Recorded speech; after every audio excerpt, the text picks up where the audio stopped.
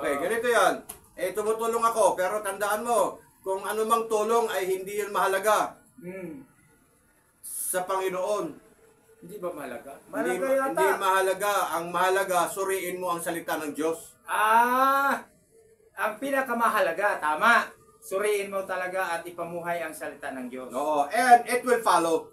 It will follow. It will follow. Mm. Halimbawa, sinuri mo ang salita ng Diyos. Mm. Tapos tumutulong ka at the same time. Mm. Maganda 'yon. Opo. Pero kung katulad ng mga politician, simento lang ng simento, bata pati mo ka simentuhin na rin. Hindi naman. Hindi naman. Kabutihan kasi ang kanilang trabaho. Kasi yan ang pinagkatiwalaan sila ng gobyerno upang gumawa sila ng kabutihan para sa mga tao. Hindi diba? naman. No, hindi naman pala. So Kasi, hindi simento yun ang mukha. Yung budget kasi nilang Hindi naman sa kanilang pera ang yun. ibig kong sabihin, Pinagkatiwalaan. paggawa na sila ng paggawa ng simento, tapos hindi nila inaalam yung turo ng salita ng Diyos. Tama. Kaya dapat, bagamat tumutulong sila, alamin din nila ang salita ng Diyos. Tama ka. Kasi ito nga si Gloria Macapagal Arroyo, parang nabunagin to kasi 2004, nung nandoon kami sa Malacanang, siya yung presidente noon, ay siya rin ang kumata ng batas na ito, Farm to Market Road. Kaya salamat, Madam, dating Pangulo ng Bansang Pilipinas. Naalala ni Brother Edgar Doyle Gases at ito naman ang kanyang minumungkahi sa akin para makatulong din tayo sa mga tao. Hindi lamang po sa Kupang Antipolo, kundi maging sa iba pang mga lugar na kagaya sa aming lugar, mabundok talaga. At kailangan talaga may kalsada para madaling maibaba yung mga produkto. Ang hirap kaya. Hindi lang ang produkto mga kababa, pati kayo. Para hindi kayo madulas. Oo, pati sila talaga. Totoo yun. Pag nagbisita sila doon. Yung kutsi nga doon ni Colonel Yolanda Joaquin. Kung hindi maitulak sa mga kaibigan ko doon, hindi na makabalik. Kasi ang hirap. Maputik talaga. So, Farm to Market Road. Another segment. Ayan. Kaya, isang segment pa. isang segment tama pa. na, no? Tama na. Opo. Sige, doon tayo sa scammer. Pwede tayo mag-segment na, sige, scammer. Ano yan? Department of Agrarian? Oo, ito yung certificate of... Anong gagawin natin sa Department of Agrarian? Pero kung nakahanda ka na dyan sa sinasabi mo na scammer, yun na lang. Ito kasing DAR of... certificate ng DAR ay malawak dito yung may paliwanag. Hindi lang po doon sa amin. Nasa DAR ka ba nagtatrabaho? Hindi. Kaya binigyan ako ng certification dahil noong 1996 dahil nakita na yan ni Maro, Cecil, SP, Reyes. Retired na yan? Retired na yan. Pero noong 1996 siya ang Maro. Ayan o. February 2, 1996. Wala na. Magkuha ka ng panibago. Hindi na-expire to, brother. Walang expiration to. Ang gusto ko lang i-point out, ang government hindi nagpatupad ng programa sa amin. Pabalik-balik kami sa DAR noon. Wala silang binibigay na requisition. Pinahintulutan nila ngayon na pumasok ang mga developer na samantalang sa amin nakipag-usap ang totoong may-ari na si David Adolfo. At mayroon ng tinatawag na, kaya nagkaroon ng problema sa amin. Muntik na mag-away noong John 3 ang mga may barilan na naman. Mga gwardiya doon at mga tao. Kaya mabuti na lang na awat ko sila. Sabi ko, huwag kayong mag-away. Mamayang hapon, bibigyan ko kayo ng papeles na nagpapatunay na ito'y dinodonate at ginlalagyan ninyong gate. Dinodonate ito para sa kalsada, 5 hectares. Anong kinalaman ng Department of Agrarian Reform dyan? Ito, isa sa mga may kinalaman itong malaki dahil kami, kaya nabigyan kami ng certification dahil magsasaka kami doon. Marami kaming magsasaka doon. Isa sa mga nakausap ko, si Ruben, na doon mismo nasa loob ng pinakura nila na magbayad daw sila ng malaking halaga. Kaya pala nila gustong ibenta ng 1,700 per square meter. Na samantalang, ang lupa na yon ay sa may-ari na totoo, 1,000 pesos lang per square meter, 10 years to pipa. sa kanila 1.7, saan sila kumuha ng kausap na kami ang kausap sa totoong may-ari? Wala bang kaso yan sa government? Okay. May kaso yan. Brother Tony, magre-rebut lang po ako sa iyo. Sige po. Napag-usapan natin ang Farm to Market Road. Oo. Napag-usapan natin ang Department of Agriculture. Opo. But there is problem Yes. of the people Opo. dwells in that place. Opo. Kasi ang inyong production ng mga root crops, Opo. ang inyong mga gulay, Opo. ay hindi siya ganon kalakas ng katulad sa Baguio na strawberry, example lang. Opo. Na katulad ng pinya ng Bukidnon. Opo. Yung sa inyo kasi, kung ano lang naisipan ninyo magtanim ng 5 pirasong puno ng pineapple, 10 puno ng tubo, 5 puno ng malunggay, 5 puno ng pinya. Hindi yan applicable sa Farm to Market Road. Dapat meron kayong project na pangmaramihan na ibaba, kasi kasama yan sa itatanong sa inyo, ano bang mga produkto na posible ninyong ibaba para kailangan ninyo ng Farm to Market Road. Okay nga, tapos na po, tama ka. Tapos na po ngayon ang feasibility study, kumpleto na po. Mag-alaga ng mga baka, mag-alaga ng kambing, kasi may 5 billion na nakalaan para sa buong Southern Luzon. Magsimula lang doon sa aming lugar sa Kupang, sa Zone 7A, Purok 1 hanggang Purok 5 po yan. May Zone 7B, ganyan. 652 hectares doon magsimula. Kaya nga ang hamon sa atin ng magiging chairman ng ating kooperatiba, kasi sabi ng huling maro na pumunta doon, ang agrarian, si Cecil Granil, ay kailangan magtayo tayo ng kooperatiba, kasi doon sa kooperatiba na yan, hindi ka makaloon kung wala kang feasibility study.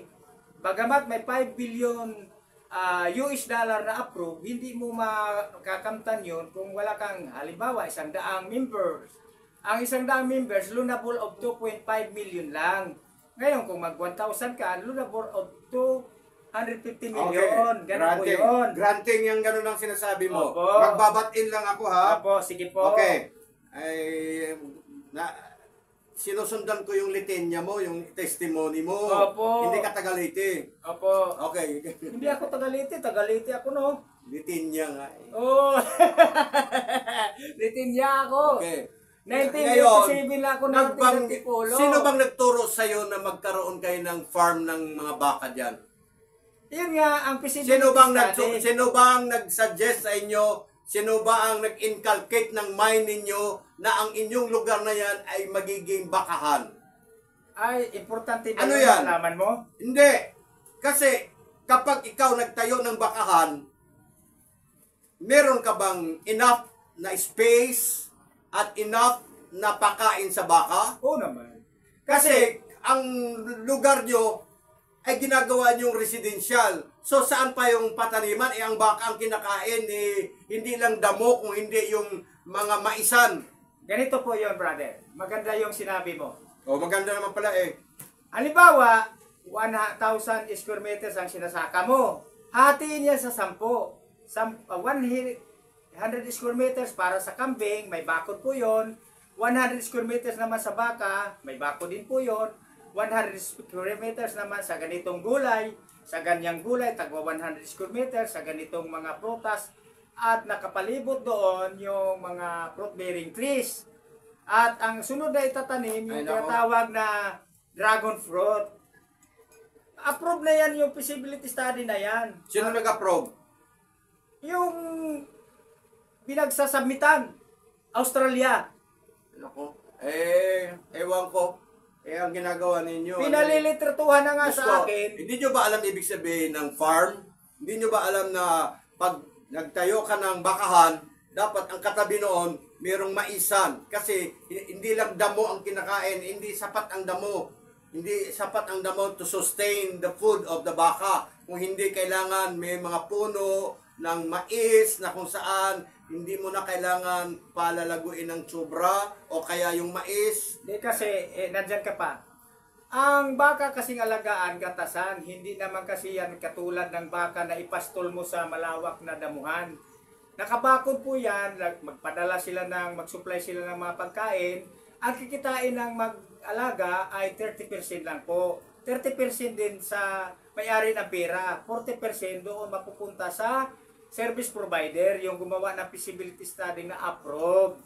O Ganun sige, po yun. ipagpatuloy ninyo yan. Nagbabatin lang ako. Wala Opo. po. Nagbabatin lang ako sa inyong mga ginagawang mga programa. Pero maganda itong ating napag-usapan, Kuya Brother, kasi na lubos tuloy na pailiwanag sa mga tao kung ano yung tinatawag na farm to market road connecting to DAR certificate, at ang DAR certificate naman connecting doon sa mga programa. At bakit nagbigay pa ang DAR certificate ng programa? Tama po kayo na sa sinasabi ninyo, kung wala pong sistema, tanim-tanim lang ng konti-konti.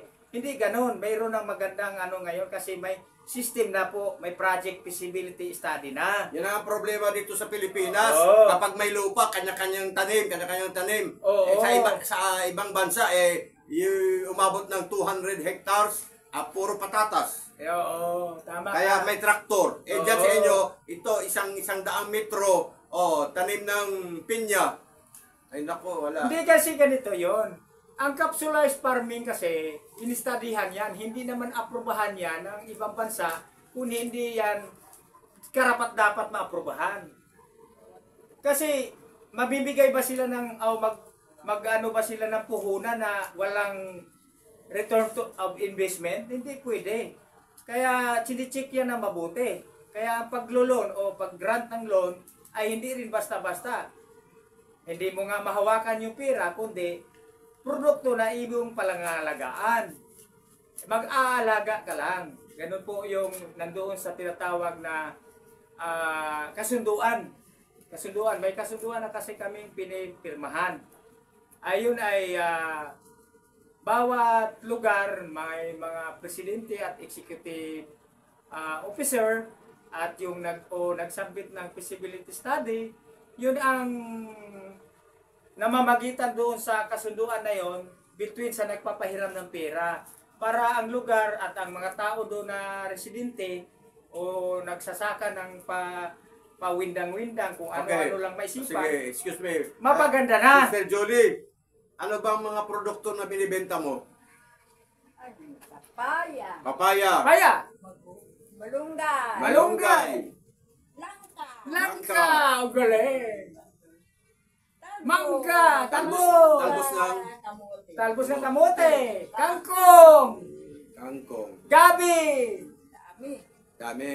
So, iyan naman ay hindi araw-araw. Ibig sabihin, Iba-iba. iba-iba itong araw nito, itong paninda mo. Opo. So, yun ang nagiging trabaho mo. Opo. At doon ka nahirapan sa iyong kalsadang dinadaanan dahil madulas. Opo. Tama? So, kailangan mong simentuhin ang kalsada. Tutulungan ka ng gobyerno. Opo. O, yan. Ganyan ang mga tanong. Ang galing, oh. Ano? Ang galing mo magtanong. Ang galing din naman niya sumagot. Kahit maliit nga ang mata, malaki kita. Kailangan specific. Oo. Hindi yung ngawa ka lang ng ngawa. Mga program-program mo naman pinagsasabi mo dyan. Ano oras na? Maganda nga, Brad. Nagpasalamat ako, Kuya Brother, dahil nahukay mo na ang balon na dating malabo, nalimasan at lalong luminaw. Oo. O, di ba? Salamat po Maraming sa salamat. inyong pakikinig, panonood at nagmamadali na sila para kunin yung birth certificate.